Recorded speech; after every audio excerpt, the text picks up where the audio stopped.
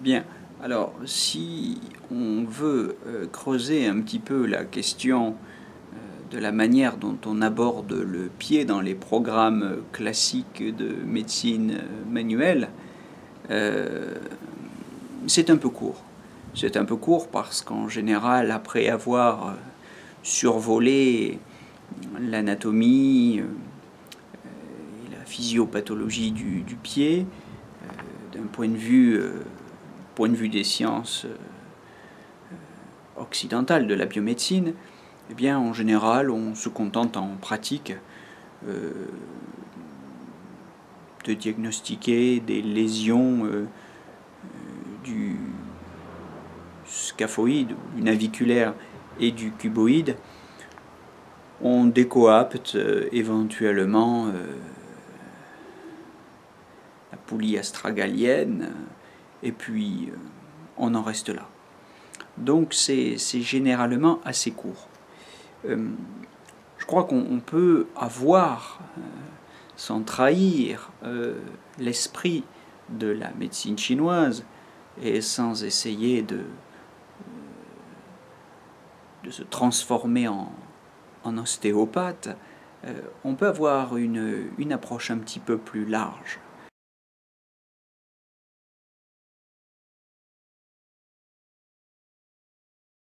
Je crois que le pied, c'est quelque chose qu'on peut traiter à la fois comme un outil de diagnostic et un outil de traitement. On peut le prendre sous ces deux aspects-là.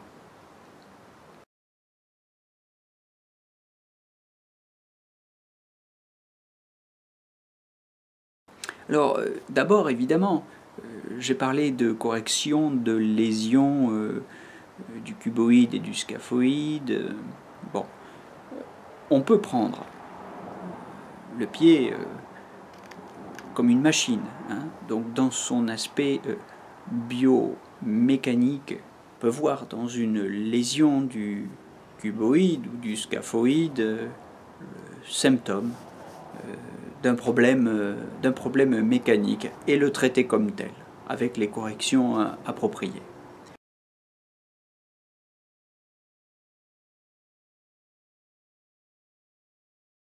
Un certain nombre de problèmes qui se manifestent par des kystes, des névromes, un certain nombre de problèmes dermatologiques aussi, comme des psoriasis, peuvent être finalement considérés comme des symptômes de problèmes digestifs.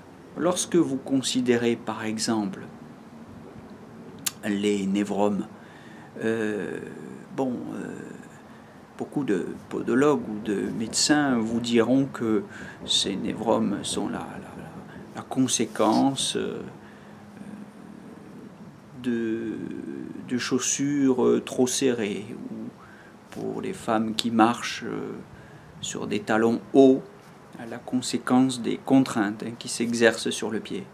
Et c'est pas faux, mais c'est largement partiel. Pourquoi toutes les femmes qui portent des talons n'ont pas des névromes?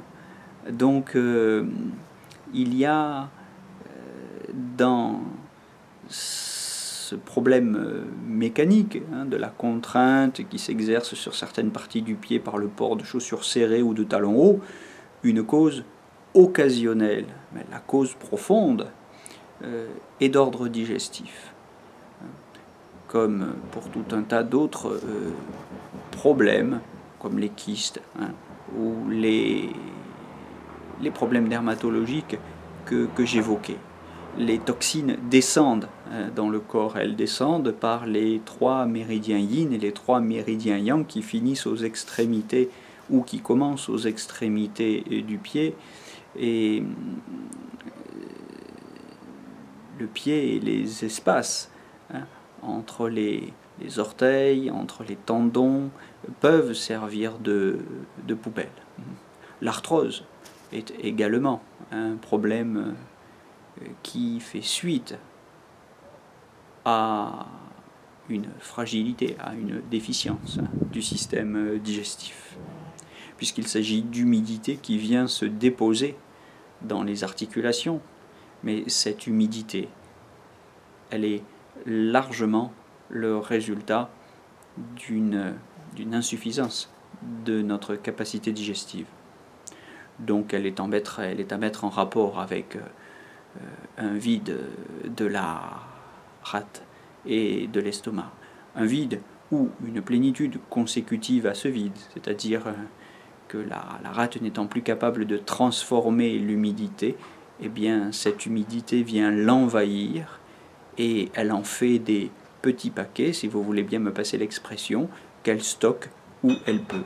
Et effectivement, c'est d'ailleurs plutôt bon signe de les stocker aux frontières, à la périphérie, parce que dans l'intelligence du corps, eh bien, c'est une manière de préserver les organes. Il vaut mieux que ce soit les pieds, la peau, qui soient relativement envahis, encombrés, dégradés, plutôt que les organes vitaux eux-mêmes.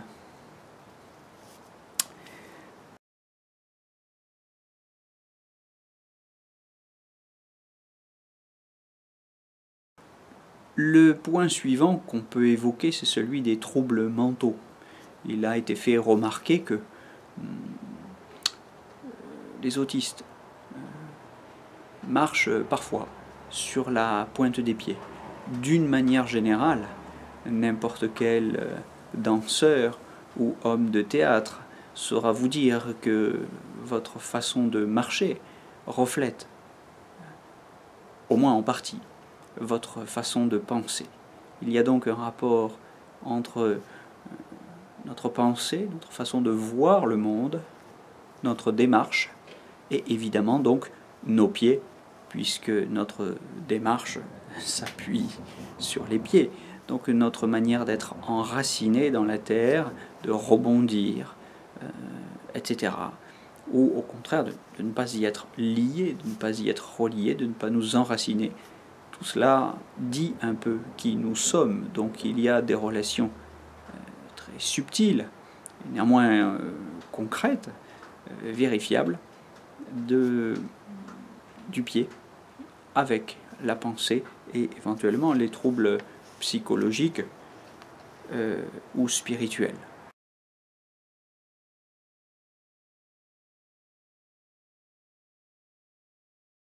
Bon, le dernier point qu'on pourrait évoquer, hein, le dernier intérêt du pied, c'est, je crois, à la fois sur le plan diagnostique et sur le plan thérapeutique, curatif, en tant qu'outil de traitement, c'est le fait que le pied est un hologramme du corps tout entier.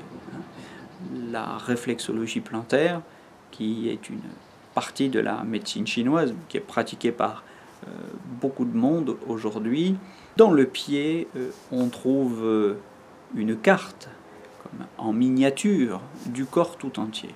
Le pied, les tranches du pied, interne, externe, et le dessus du pied aussi, contiennent en concentré une représentation du corps tout entier.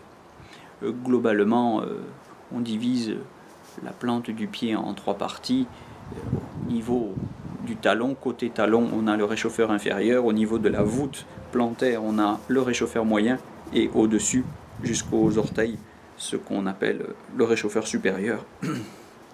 Jusqu'au cerveau, on peut donc avoir une action très subtile sur le corps tout entier, les organes vitaux, le système nerveux, comme le système ostéo-articulaire aussi, puisque sur la tranche interne du pied, on a toute la colonne vertébrale. Donc les points douloureux qui se signalent à nous sur le pied ont une vertu diagnostique. Ils nous renseignent pas seulement sur le choc qu'on aurait pu recevoir à cet endroit-là, si traumatisme il y a eu, mais sur des lésions qui peuvent venir de l'intérieur, sur des lésions, je veux dire plutôt sur des vides ou des plénitudes, pour parler dans les termes de la médecine chinoise, des vides ou des plénitudes qui affectent les organes. Donc le pied peut servir d'outil de diagnostic dans tous les signes qu'il présente, au niveau de la peau, des gonflements, des douleurs qui se manifestent. Et c'est aussi un outil de traitement puisqu'on va corriger les lésions articulaires, comme on l'a dit tout à l'heure, si le problème est mécanique, mais tout le tuina du pied va permettre d'avoir une action sur les problèmes digestifs qu'on a évoqués par la suite, sur tous les problèmes émotionnels, puisque, comme chacun peut le vérifier très rapidement, en se laissant masser les pieds, ça produit un effet de détente, un effet de bien-être. Ça permet donc de mettre au repos le système nerveux sympathique et d'activer le système parasympathique afin que les processus de régénération se mettent en œuvre. Donc, le massage permet d'agir à un niveau beaucoup plus large que ce qu'on aurait pu croire si on en était simplement resté aux techniques de correction ostéo-articulaire qu'on trouve dans les manuels de médecine chinoise. Et encore une fois, qu'on trouve à raison. Mais ces corrections ostéo-articulaires ne sont qu'un aspect de la pratique du massage.